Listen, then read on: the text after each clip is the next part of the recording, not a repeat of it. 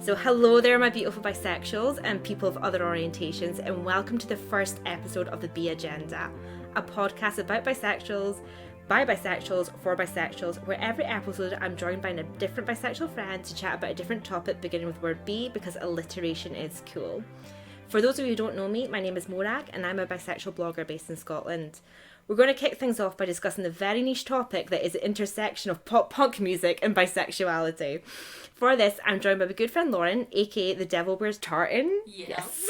On Twitter, who, like me, is a massive Blink-182 fan. I thought you were going to say my massive bisexual. You are also that. But specifically, we originally met online, and our first in real life meeting was at the Cat House Rock Club in Glasgow, where we did dance to Blink-182 and lots of other pop punk. So it was very fitting that I asked her to join me for the first episode. But Lauren is a much bigger fan than me because she actually has a Blink-182 tattoo, don't you, Lauren? I do. It was my first tattoo I got when I was 18, but I got it somewhere hidden because I thought possibly I might change my mind in future, and sometimes I do think, have I outgrown this? You're 31 years old, and then I go and see Blink live again, and I go, oh my god, Mark, I would die for you, and then I'm really glad I got it.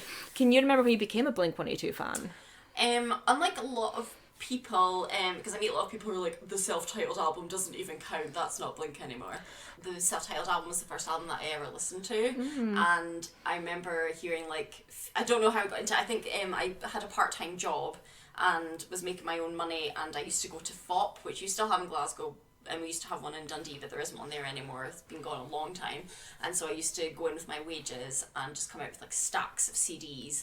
And so I saw the Blink-182 self-titled album on my way to the till one day, and I was like, I've heard of them, so I got it. That's how I used to, like, I used to make lists of stuff, people, bands like I saw mentioned in Mòrag, or I saw it on the way to the till, and I was like, so I got it, and then I went home and listened to it, and I heard, like, Feeling This, and it was, like, recently been the first time, like, a boy had, like, touched my boobs at a party, and so I was, like, all, like, emotionally confused, like, does he like me, does he not, what does it mean, and so I would, so I put on, like, Feeling This and be like emotion, and about someone, like, touching me for the first time, and so, like, that whole album just, like, totally changed my life, so I'm very, very defensive of that album. So I would have been 15, I think, when the album came out. I remember being familiar with Blink-182 when All the Small Things came out. All the Small Things was just, I remember, around. It was always around, and I remember it kind of being played a lot when I was, like, primary 7, first year of high school. But I didn't really become a fan of them until just my MySpace days. And my favourite song was What's My Age Again? That out of the mainstream ones. My actual favourite song is Wishing Well. Okay. Yeah. And I remember my Bebo video was What's My Age Again for ages. Mm-hmm. That was probably one of the standout bands of my teenage years. Yeah, they were totally were for me.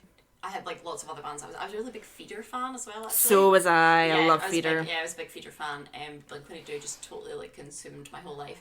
And I went to see them that year, and for some reason my mum wouldn't let me go. For some reason, I'd been to, like, several gigs that year, but my mum wouldn't let me go, and basically all my friends were going, and I went to school that day and I was, like, crying because all my friends were going to see Blink, and I was, like, the biggest fan, and how dare they go without me.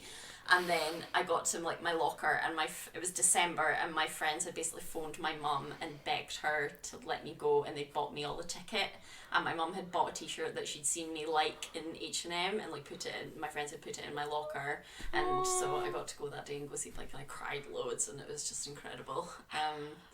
And that was, the beginning of my long-term, oh my god, that was so long ago now, that's like 16 years ago now. How many times have you seen them live? 3 or 4. I think I've seen them with Tom twice. Yeah, seen them with Tom twice, once without, and then I saw them at a acoustic gig that just Mark and Matt did in London in November. I got a tax rebate, so that's what I spent it on. Good choice. Yes, good decision. I'm 31. I went down to, it was like someone, like, the tickets sold out really quickly. They were like, I think they were like a tenner for this acoustic gig that they did in sort of on the outskirts of London in a nightclub. It was 2,000 capacity, and I put a thing up on Twitter. The tickets had already sold out, and because they didn't even advertise it, just the venue advertised it. So I put up a thing on Twitter saying if anyone has a ticket to Blink-182, but I was kind of just half joking because I thought there's no way. But it turned out an author that we follow each other on Twitter said, oh, actually I've got a ticket, and so she gave it to me, so I went down and saw them. I was like in the second row with this like 2,000 capacity nightclub with like my real dad Mark Hoppus. My real dad Mark Hoppus. It was really, really good. It was really nice. I've actually only seen him live once, and it was the most recent time in Glasgow, so massive venue, the Hydro. Okay, yeah. And I was really annoyed at myself because I was actually off work on the day they went on sale, and I forgot that morning. So I wasn't there with my finger in the pulse, and I went in about an hour afterwards. All standing had gone. Yeah. But there was 1 or 2 seats left, and I did manage to get one of the front seats in the Hydro, but if anyone's been in the Hydro, you know, that's still a bit shit. Yeah. I've been seated in the Hydro for Paul. I went to see Paul. I took my dad to see Paul Simon, and it was Paul Simon and Sting touring together. And because Paul Simon's like well into his 70s now, and I thought I'm never going to be able to see him again, so like, you know, get in now. And but because my mum was a huge Sting fan, she's like the perfect age, but there's like ended up like being like middle-aged women screaming at me because I wasn't standing up for the Sting songs, and I was like, I'm actually here for like I'm here for Carrie Fisher's ex-husband, I'm not here for Sting. But I couldn't afford, like, the floor seats are, like, it was all sitting anyway, but the floor seats were so expensive, so I think I paid about £70, and it's so steep even when you're sitting down. Yeah, but out of all the times I've seen them, I've only seen them in Glasgow once, and that was at the SECC, because they always put an Aberdeen gig in their tour, always. Oh, so they do, yeah. Always. I think I've seen them 4 times now, with various lineups, because Travis can't fly anymore, so when they came over for the London gig, it was just an acoustic gig with the two of them, because Travis doesn't do, like, he has to get the ferry everywhere. Yeah, I've heard he's got a massive fear of flying. Unsurprisingly. Massive. For anyone that doesn't know, Travis was in a plane crash. It was a private plane, so it was just a small plane, but 2 people died, including his assistant, and he had like burns over something like 80% of his body, and he was actually at the point of being in so much pain that he was actually offering people that he knew like £1 million to kill him. He was like offering people to like, he was trying to like get people roped into like helping him die when he was in hospital and stuff, because he was in like so much pain. Yeah, it was horrendous, but obviously like he came through the other side, but now he not unreasonably has a huge fear of flying, so when they tour in Australia they have to get a drummer from another band to come in and cover for him. Oh, do they? Yeah, because Australia's just too far. It would take him too long to get there on a boat, so he can't go. Oh wow. So since the crash he hasn't been to Australia. Yeah. Okay, so I was doing some Googling to confirm, and no one from Blink-182 has ever come out as bisexual. But there's a religious website that apparently once accused them of being a gay sex triangle. Oh my god, I wish. But actually, while none of them have confirmed they're bisexual, at least to my knowledge, there has been speculation. And I was doing some Googling, and there's a lot of fan fiction, especially about Tom and Mark, and people hooking them up. I personally am not big on fan fiction about real people. Okay. Like, fictional characters, fine, but, like, real people. Imagine, like, you're a public figure, and people were writing smut about you. That's so awkward. Have you ever watched, like, Graham Norton, when they do it about Michael Fassbender and James McAvoy? No. Graham Norton, like, goes through some of the, like, illustrations that people have done with them, and I think these people have got to go and work with each other again, knowing that there's, like, images that people have drawn of them shagging.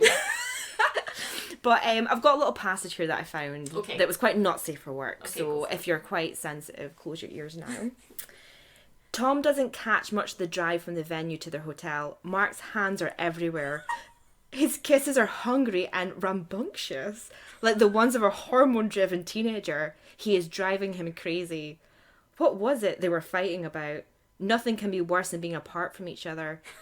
Tom gasps for air. You're so damn sexy, he says, and claws his fingers into Mark's damp, greying hair. I found that on Tumblr, because obviously. Yeah, it'd be Tumblr. I did actually find some 2006 fanfiction on LiveJournal. Wow. LiveJournal. Have you ever written any fanfiction? No, it's not my bag.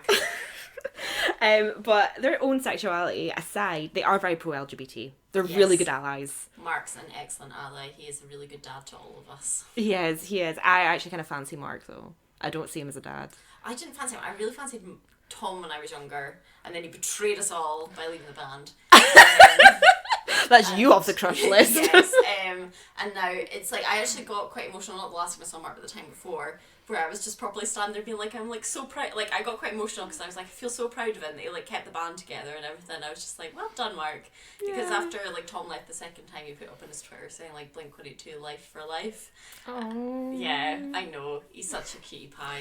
I know, and it's like for me, like my crush on Mark is not just a physical thing. It's like him as a person. Yes. Like he's very much like pretty much almost my ideal man. Have you seen him do like Cook with Mark? No, I've not seen this. Over Christmas, they went and rented like a chalet somewhere. I'm telling you, Lauren is the bigger fan. They went and rented like his family rented like a chalet somewhere for Christmas, and he was making like some kind of soup or like stew that he'd seen, and so he had the recipe book open, and so he did on his Instagram stories like him making this, and he's like, do you want me to do more of this? And everyone's bedroom going, God yes, because it was just the most wholesome thing ever. I actually found out as well he donated one of his bases for the LGBT charity, the Trevor Project, last year. Love you, Dad. In response to the straight pride in Boston. He was like, fuck this, I need to do something. He's excellent, man. Yeah, he is, he's the best. Excellent. I think he's like one of those, like, Blink-182, one of those like safe tattoos. I know, where you're not going to wake up one day and be like, fuck. Yeah, because when everything started to unravel with everyone that we like coming out as like sex pests, I was just like, and I really like to think that I never have to worry about Mark. I've had like a couple of issues with Travis over the years, but I just feel like I can trust, please dear God, I feel like I can trust Mark. I hope. You hope. So as much as I'd love to sit around and discuss Blink-182, there's only so much you can say about a band with no confirmed bisexual members on a bisexual podcast. So let's move on to a different band, the pop punk scene, that does have a very out bisexual member, and that's Green Day and their frontman Billie Joe Armstrong. Another big celebrity crush of mine. Long-term celebrity crush. Like, from I think the minute I discovered Green Day, I was always like, him. That one there. Like, my crush on Mark didn't come about until I was a bit older. Okay. But Billy was like from the minute I discovered Green. Yeah, Billy Forever, way back in the day. Like when they announced their tour with Fall Out Boy and Weezer, yeah, that's I know. Hills. Yeah, that's one. Yes, Weezer have released like an album of 80s covers that's very fun. Because I'm not like a huge Weezer fan either, but they've done a really fun, like it's got like Africa by Toto and like stuff. Oh wow. And so yeah, they're really fun covers. So yeah, I recommend. But even when they announced that tour, they did a video. And Billy was in it representing Green Day, and I was still like, I still love you. I would still totally marry you. Even now, I've never gotten over that crush. It's like, again, him as a person, him physically as well. But do you remember when Green Day came onto your radar? I think the American Idiot album was just so huge. It couldn't not be on your radar. You couldn't avoid it. I remember I got the album, I think it was 2004 it came out maybe, so I got that for my Christmas that year from my auntie and uncle. But just sort of during my like pop punk phase when I'm trying to be extremely rebellious, I remember like I bought Dookie around that time as well, because I think I got American Idiot and just wanted to like absorb everything, so I went and got Dookie, and I remember putting it on in the car when I was with my dad, and I was like, yes, rebellion.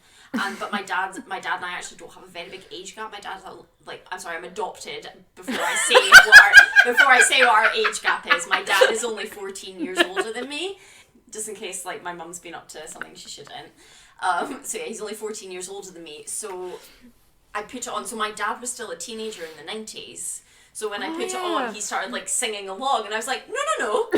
You're not supposed to know the words to this. You're the parent. This is me rebelling.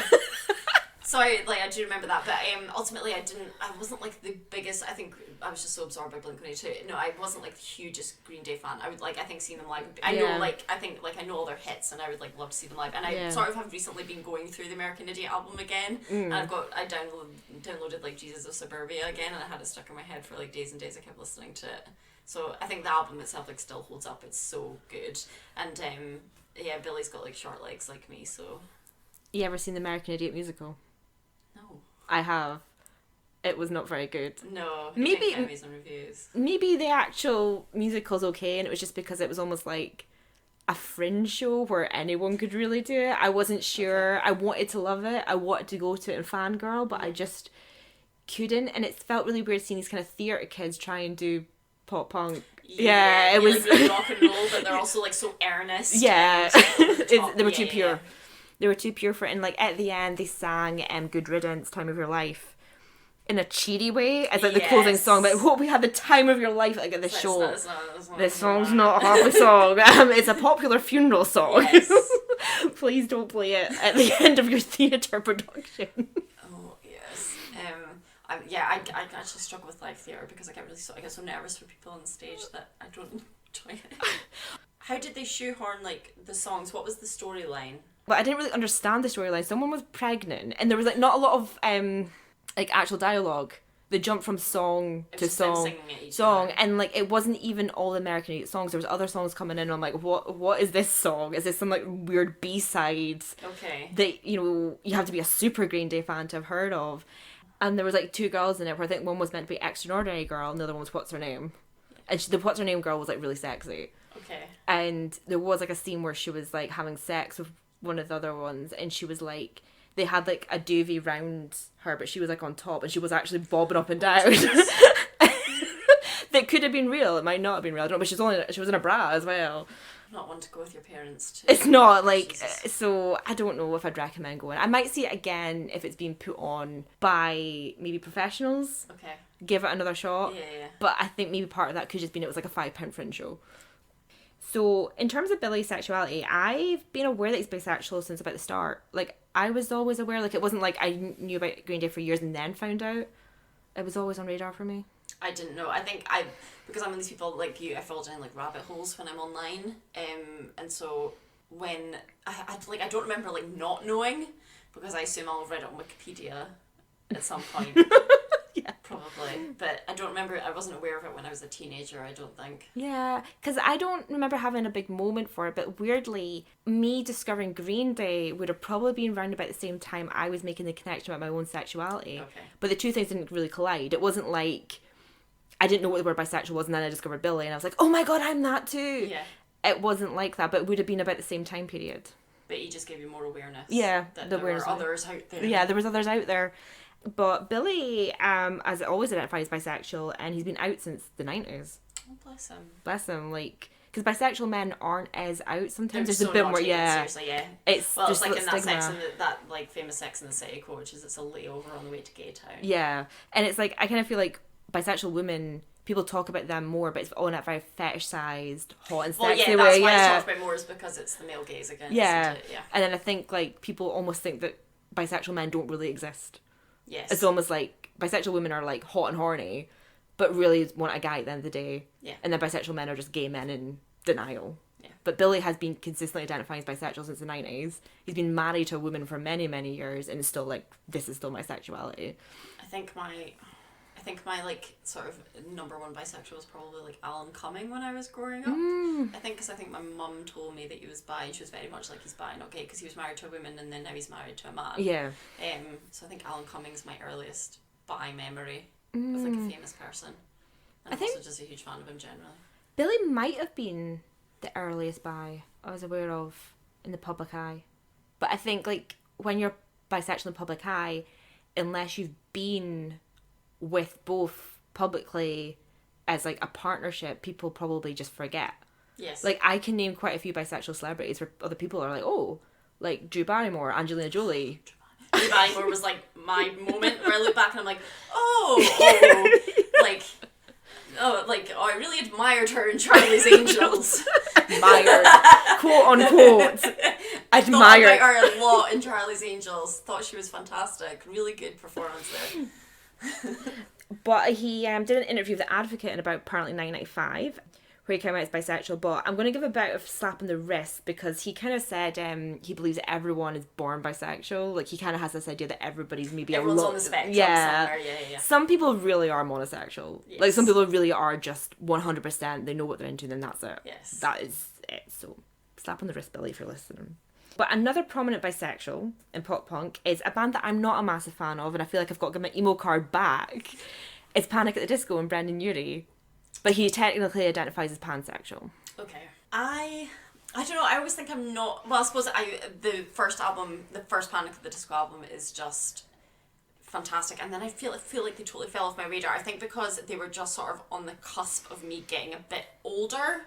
and I sort of outgrew my sort of emo phase a little bit.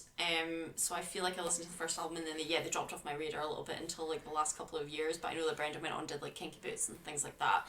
And I always think I'm not really that much of a Panic at the Disco fan, and then I'm on a night out, and then I just hear like the do do do do do do do do, and then you just see everyone go like, oh, well, imagine. It's a tune, and I can actually remember discovering Panic at the Disco, despite the fact I'm not a big fan, but I remember coming across that song. MSN had a thing called MSN Spaces, so not MySpace. They had this other thing, a mini website you could create. That was like, and I fell down a rabbit hole there. That was my first kind of online profile I had. Okay. And one of my friends, you could put like songs on it, and one of my friends put that song on it, and I was like, what is this? And I loved the song, but I didn't really get much further than that with them. Yeah, I think like that whole first album I like loved, and every song like transitions into the next song as well, and it's just so beautifully done. But I'm really sorry, I don't like know enough about the lineup of Panic at the Disco changed because I'm so terrible. I don't know. I'm not a big enough fan to like even remember the guy's name, but I think he's maybe the bassist or something. He like wrote basically all the songs for the first album, and then he left, which is also Panic at the Disco kind of sounded quite different after the first album as well, which is like explains a lot. But I think I feel like Panic at the Disco were like so big on in my MySpace days as well. That's like they're massive. Everyone's at the disco. The username. The first time I've seen it, I loved it, and then after that, I'm like, okay. It's all like Chloe at the disco. Yes, yeah. So when I think about Panic at the Disco, I like automatically start thinking of MySpace because I was actually like slightly older when MySpace really became a thing. I was sort of like 17, 18, 19. Okay. And then obviously it just like died a death. So when I think about Panic at the Disco, I think of my MySpace days, but I wasn't like a huge fan of them. But Brendan was like obviously a bit lovely. I hung on to my MySpace for as long as I could. Like people stopped using clinging on with your fingernails. I'd even outgrown my emo phase. My bright red hair was gone, and I was still clinging to it. Even by the end of high school, I was still like, I want this to come back, but it didn't. And eventually, I deleted it when I was about 20. There's still emos in Perth. Like when I go home, I'm like, I still see some of them around. I'm like, good to know that, because I feel like I think they're on Tumblr now. Oh, are they? Well, I feel like where do emos go online now? I don't know. Probably Tumblr. We're so old. Who knows? When I'm in Perth, it's just like when I see them around, I'm like, it's good to know they're still there because I feel a little bit like subculture becomes like more and more diluted as we get older. Yeah. It does. Partly because of social media, so sometimes if I see like any teenager looking like quite extreme, no matter what the look is, I'm like, yes, they're still out subculture. There. Yeah, you don't all look like Kylie Jenner, and it's not their fault. It's just we're in a different world now. Yeah. Post MySpace. Something about Brendan Urie, more modern. He has done duets with Taylor Swift. Of course. Taylor Swift is not pop punk, but she was my most listened to artist of the decade on Spotify. Was she? Yes. I'm sorry, I'll need to I think. Oh no, mine was blank, obviously. But he did that, and there's actually a lot of fan theories about Taylor Swift actually being bisexual.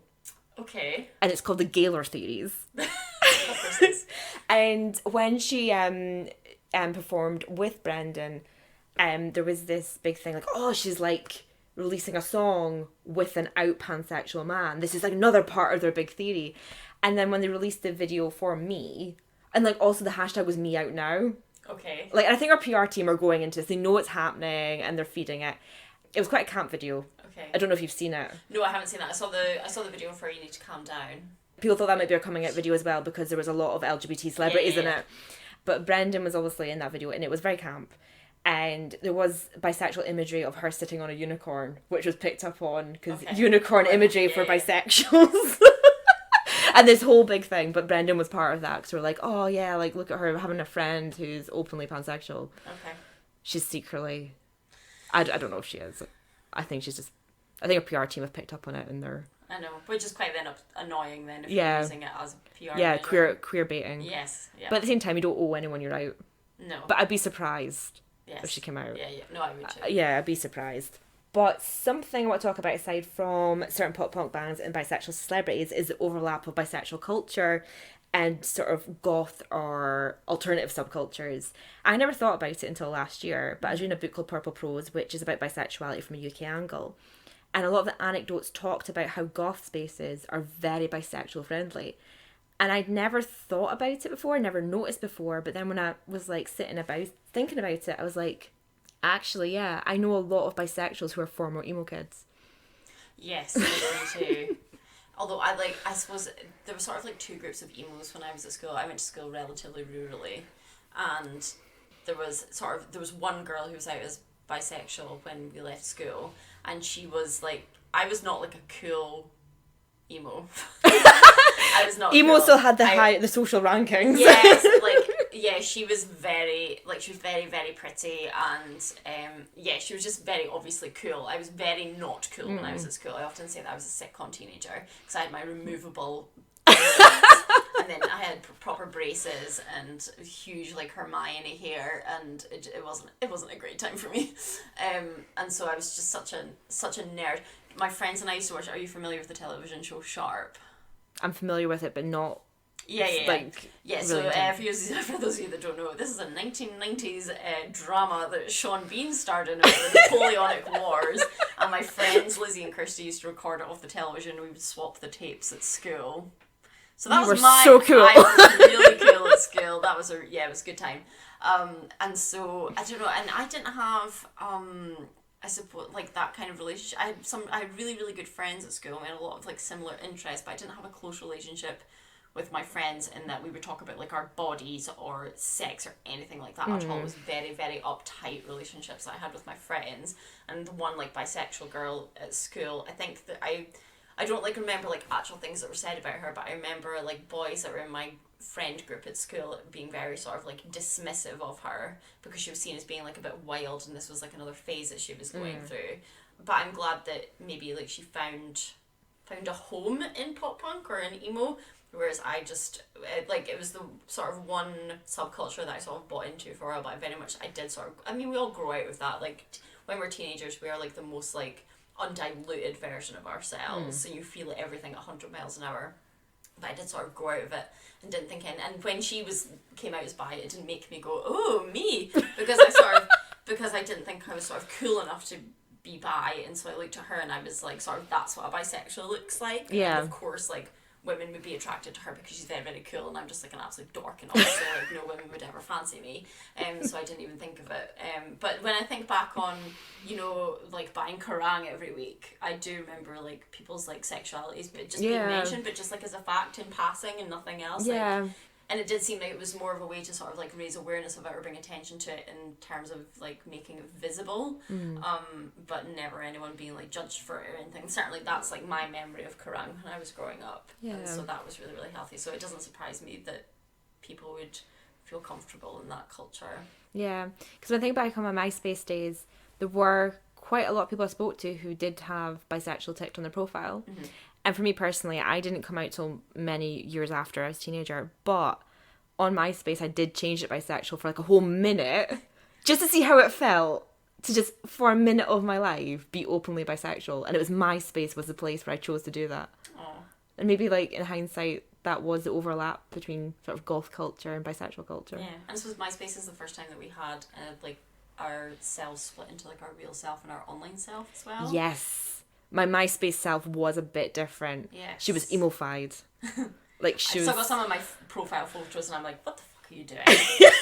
Like, why can't I see your whole face in this? It's so weird. Oh, my profile picture was for ages was just part of my head. Yes. Like from the side, because I had bright red hair for a while.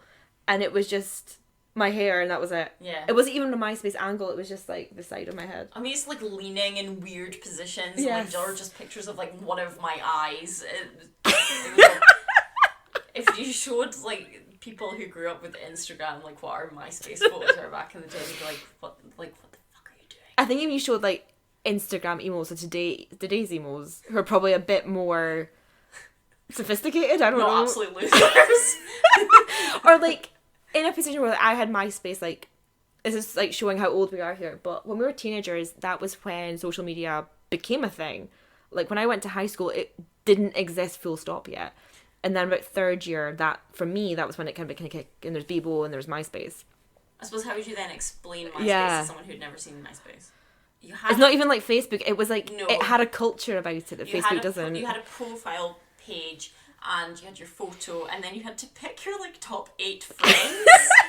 And your song, which was usually directed at your crush. And then there was a song that you would play like automatically when you went onto someone's pages, and you could leave comments on other people's pages. And you could code. Yes, and then there was also like your homepage where people would fill in quizzes like, have you ever kissed a blonde boy? Yes. Or people would just leave passive aggressive comments for people that they fancied.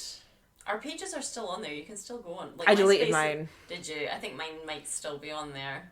I might Google it tonight. Oh god. But it's changed. It just looks so different. Justin Timberlake bought it or something. Did he not?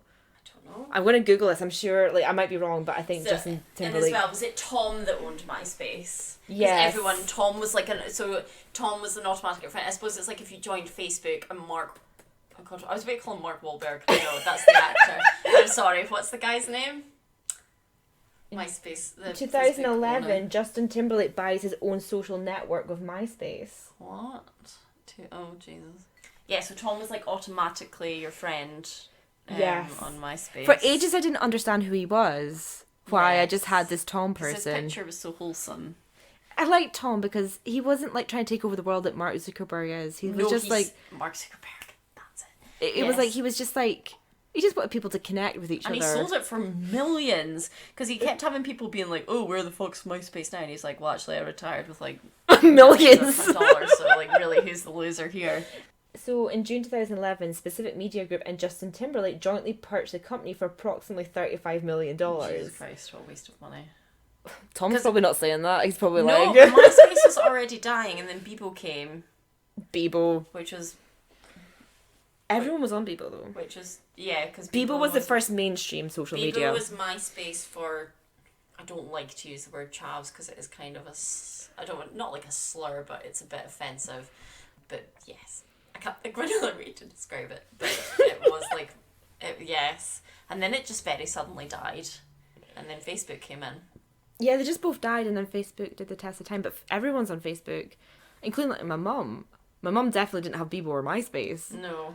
My dad doesn't have any social media at all. My mum's got Facebook, but I would get rid of Facebook now, but I need it for work. Oh yeah, me too. But one thing about like kind of bisexual spaces and goth spaces, emo especially, like the fashions, masculinity and femininity weren't really a thing sometimes with the fashion. It blurred. That line was blurred. What was like your favourite? Like when you look back on some of the outfits that you had, what are the ones that like stand out to you? I really liked stripy tops. Okay. And I was into the pink neon. Alright, I had like a mesh, like a drawstring kind of vest. Oh, sexy. That I wore like over the top of other vests. You know, there was a lot of that. I had a lace glove that I would wear with completely normal outfits and just like have a lace glove on. Sometimes I look back on it, I think the way I dressed was probably more skaterish. Me too. Even though I wasn't a I skater. had tartan shirts, hence why my mum thought I was a lesbian. Lot of tartan shirts. I used to customise them and put like patches on them, and like I used to have I used to get like an L patch out of like Claire's accessories and like iron it onto my shirts. I think probably the most emo thing I did was the red hair. My mum especially kind of like wouldn't like buy me emo clothes. Like I think she was like, no, you're not becoming one of those goth kids. But my bright red hair, it was Christmas Eve 2005, I think. I just did it and turned up at Christmas Day with a family next day with my bright red hair. My best friend Lauren had every hair colour under the sun. She's one of the people who she completely wrecked her hair with how much she dyed it, whereas I didn't even know how to dye my hair. It didn't occur to me to do it, so I didn't dye my hair. I dyed my hair for the first time when I was about 20, and even then I accidentally dyed it black because I thought I bought dark brown hair dye, very adventurous, and it was black, so I accidentally dyed my hair black. But no, for like in terms of like body modification, I didn't get like any piercings or I had my Blink-182 tattoo when I was 18, but I didn't do like anything else to myself at all. Like, I wasn't allowed piercings. No, but I had like girls in my class like stretching their ears and that kind of thing, and I was like, oh, like how could you? So I was like terrified of body modification, so I didn't do any of that. All of my stuff was very much like the clothes. I actually have a friend who I didn't know her when we were younger. She grew up in Glasgow and I was growing up in Aberdeen, but she managed to get into some more alternative clubs underage because she was allowed to get body modification. So she was actually quite modified for her age. So they assumed that she was 18. Yeah. Okay. It was just like, no, she wasn't stopped from getting them. I got my tongue pierced when I was 19 and my mum didn't speak to me for 2 weeks. Oh, I got my tragus and my mum was like, you got that pierced? You're like, yes I did. But yeah, there was a joke sometimes that like sort of like a male-female emo couple sometimes looked the same. Yeah. And sometimes they really did. Yeah. And I think that's probably where, like, bisexual culture was kind of come into that, like, blurring of gender roles as well. Like, yeah, the men were very... I suppose it was more like the men were very feminine. Yeah. Not so much that like, any girl was, like, tomboyish or butch. Maybe to an extent with the skinny jeans and the trainers. Yes, that's another thing that I see sometimes is I occasionally will still see a guy with, like, the full emo fringe, and I'm like, good for you. Yeah, good for you. Good for you, son. I mean, in years to come, you'll look back and hate yourself when you see the photos, but like, good for you. But one thing from me growing up, and this is different from a lot of people in Scotland and even the UK, I went to a non-uniform school. Did you? Yeah, I didn't have a uniform, so people were free to embrace their emo during the day. Oh my god! And some people did. Some people really did. They wore their band t-shirts, they wore their studded belts. But when I was about 20, and I'd outgrown the emo phase, but I still dressed a bit indie-ish. And I was dating this guy who was also very indie-ish, and I was out with him one day, and I realised we were dressed very similarly. We're both in skinny jeans, plimsoll kind of trainers, and hoodies. Like, we were kind of dressed the same. I didn't have that with Scott, my boyfriend who I was with for 6 years.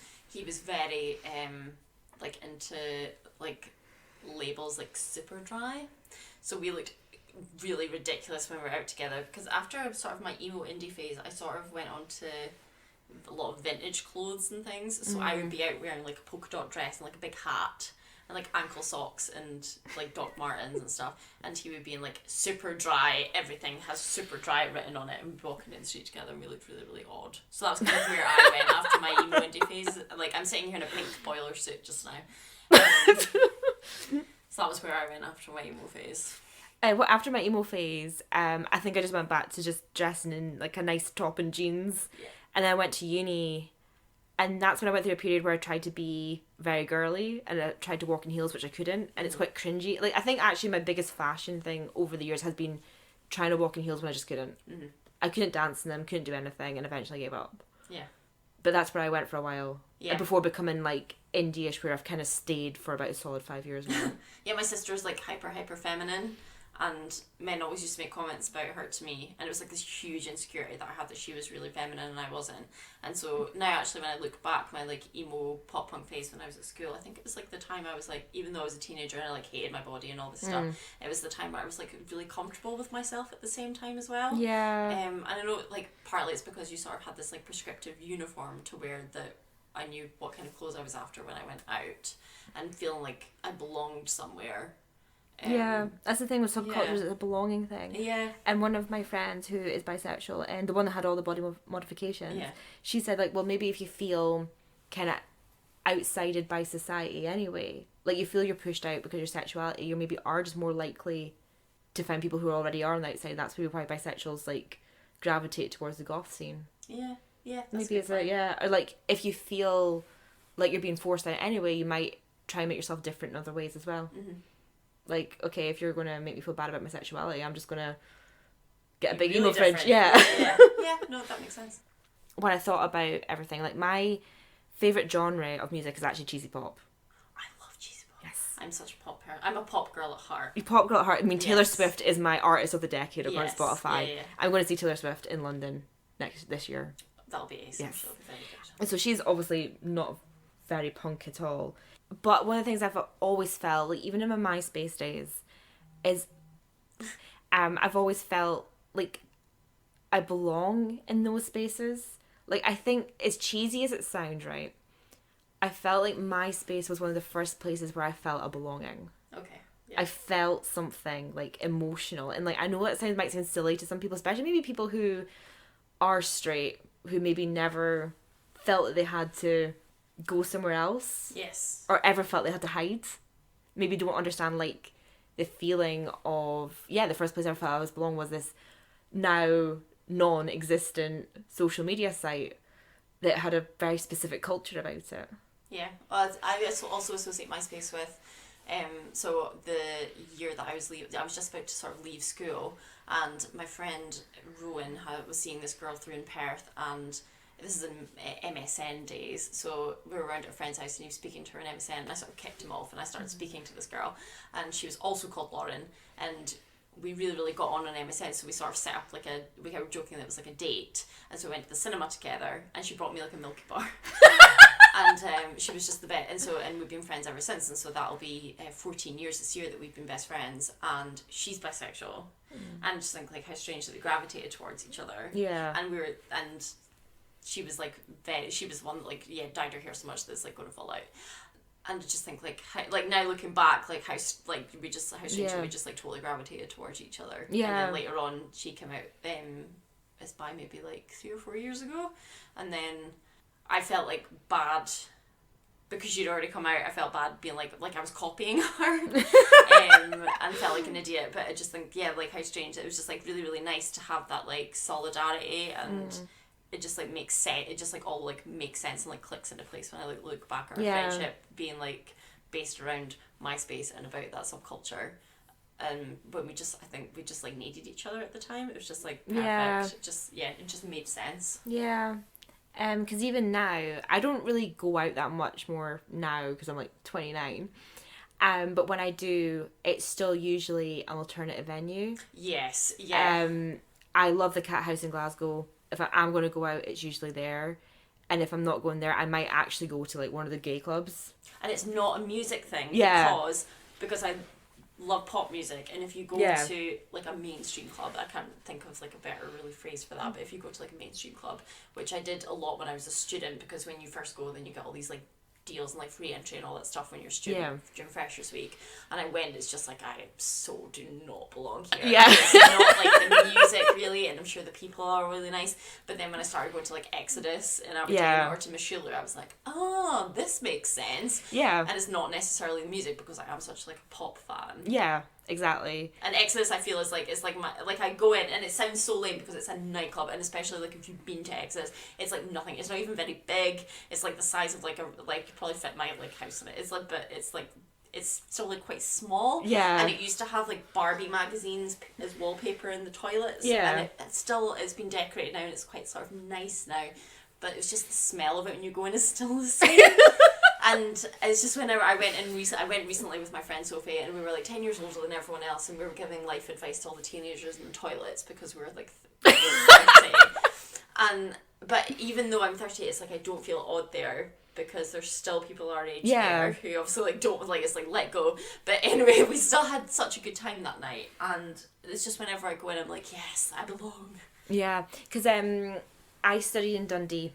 And my favourite nightclub there was called Cage. It doesn't exist anymore, and it's Cage with a K. Yeah. Yeah, and it was a tiny club. There was technically 2 floors, but one was usually only open. Wasn't big.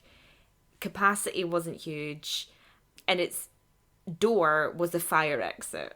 So you had to go down this lane, and like the bouncers would be by this fire exit, because like I think one guy owned the entire building, and there was different clubs within different parts of the building. Okay, whereabouts in Dundee was it? It's near the bus station. Oh, okay. And okay. Yes, I know where you are. I remember going there for the first time, and it was a pop punk night, and really feeling very comfortable in that space where I didn't really always feel comfortable in other clubs where like rugby guys are walking around, and I was like, I prefer trainers to heels, and I just wouldn't feel comfortable sometimes. But then, like, in this environment, I felt completely... You can turn up looking however you want. Yeah, no one looks twice at you. And I know people really like that club because no one looked twice at you. Like, even if you weren't goth, you wouldn't get weird looks. Yes, yeah.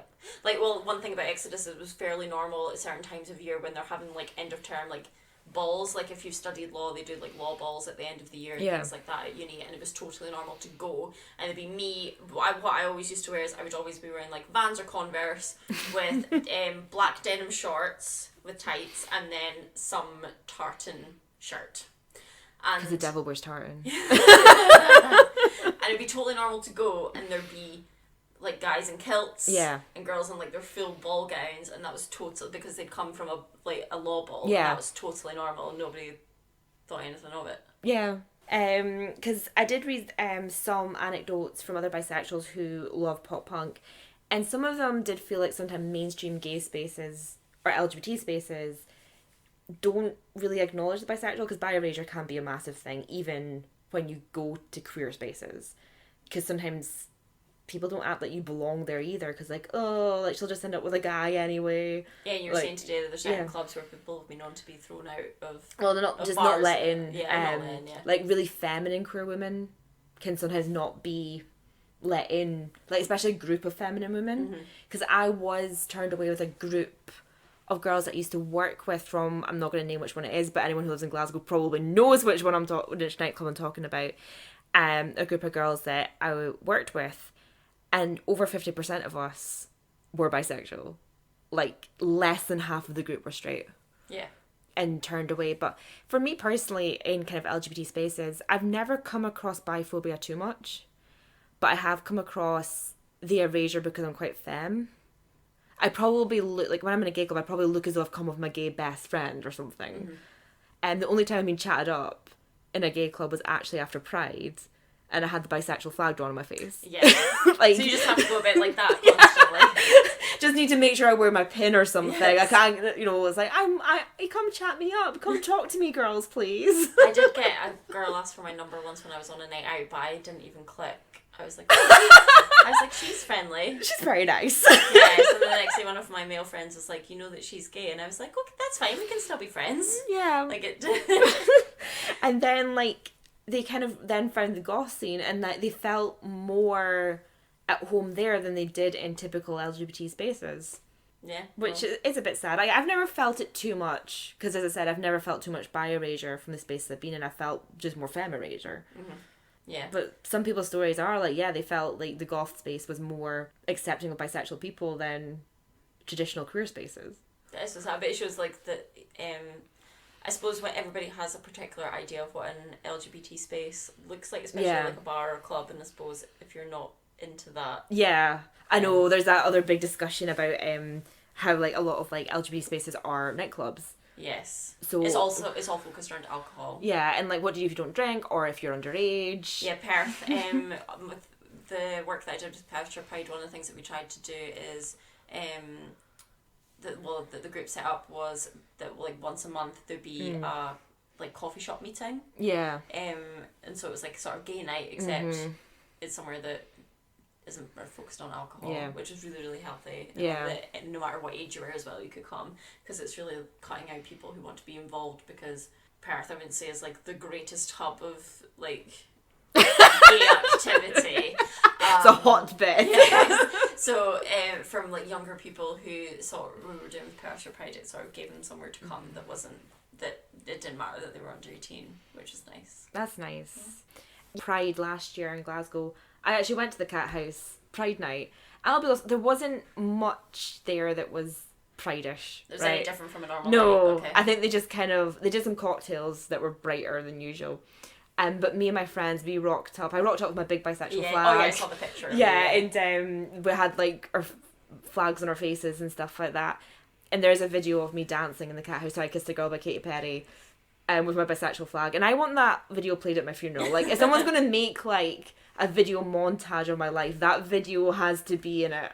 Me dancing with a bisexual flag in a goth space. So do you see them doing the sort of Pride night as them trying to be allies, or as them trying to make money off of Pride?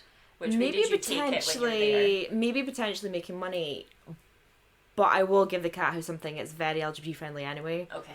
Like, I know a lot of bisexual regulars at the Cat House, and you see same-sex couples there a lot. Oh, okay. So that's nice. Okay. I feel like openly holding hands and stuff, so I kind of feel like, okay, yes, I feel like maybe there was an element of, like, marketing behind it, be like, I'll come to our Pride night, even though there wasn't anything really Pride-ish about it.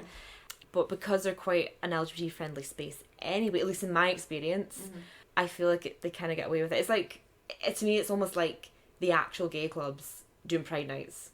Okay. Like, it's similar vein. It's not like some random nightclub just doing a Pride night when it feels a bit out of place, where it's like, or full of straight men every night. Yeah, exactly. Like, I don't know where straight men go in Glasgow. I don't know. I only go to like gay clubs or Cat House where I was like bisexual or gay or LGBT or in some form. Yeah. Oh, okay. So have you got anything else to say about goth and bisexual culture? No. Or any other bands we've missed out?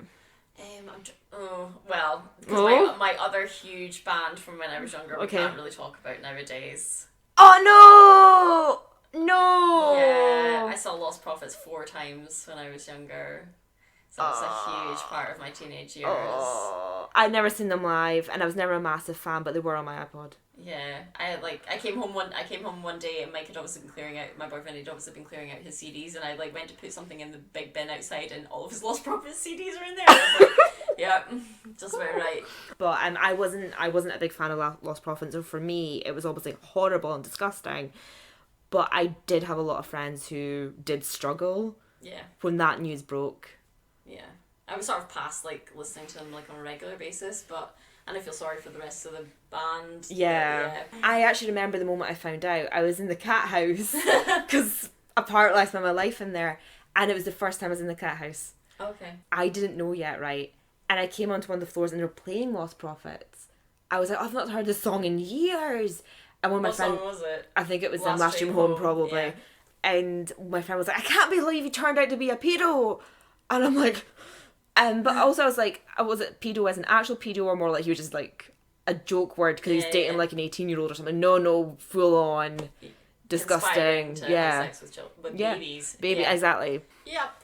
Yeah, but thankfully I wasn't a massive fan. Yeah, I was. Yeah, and Linkin Park were another one for me when I was younger. Which is sorry to lower the tone. Pedophiles and suicide. Yeah, I think I was partial to a little bit of Bowling for Soup now and again. Yeah. Funeral for a Friend. My Chemical Romance. Not so much. Not a huge. My sister was a really big My Chemical. My sister's if you met her, she's like I said, she's extremely hyper feminine. Yeah. She's quite Kardashian. Yeah. And she was really into System of a Down. She was really into Good Charlotte and Good Charlotte were a big one for me actually. She likes My Chemical Romance as well. Yeah. Because when I was googling for pop punk LGBT, Jared Way did come up a lot. Yeah. Not so much in terms of sexual orientation, but people talking about the way experiments with gender. Yes. And his outfits and stuff. He came up quite a bit. Yeah. But I wasn't a massive fan. I had their album 3 Cheers for Sweet Revenge. Yes. I think I had that. Yeah. But no, they weren't big for me. Feeder were probably my biggest band of all time, but they're not very emo. No. They're quite normal looking, they're quite Manic Street Preachers, I suppose. Yeah. They're quite dad rock. But then, no, they stood the test of time for me. Yes, no, I totally agree. I've seen them live twice. I really like Feeder. So yeah, not to end the story on suicide and paedophiles. Feeder's got a suicide. For mental health and rock is the podcast for another time. Yes. We'll find a way to make mental health be a B topic. Yes. We will. We absolutely will. Okay, so that is it for the very first episode of the B Agenda. Because this is the very first episode, I've decided not to set up any social media handles until I'm a bit more committed to the project. But you can follow me on Twitter and Instagram with the handle Moador. I'll link it in the description. And you can find Lauren at The Devil Wears Tartan on Twitter, and that's your username on Instagram as well, isn't it? Yes. Yes. You can find me on one of the bigger Laurens, I think. I've got another close friend called Lauren, and sometimes I just refer to you by your social media handles because I met you both on social media. Okay, but yeah, if you just look up The Devil Wears Tartan, you'll find me. And Lauren also is in the process of writing her first book. Yes. So I'm working with Penguin Random House on my first book, which is about domestic abuse, except I hope it's not depressing. It's not a depressing book.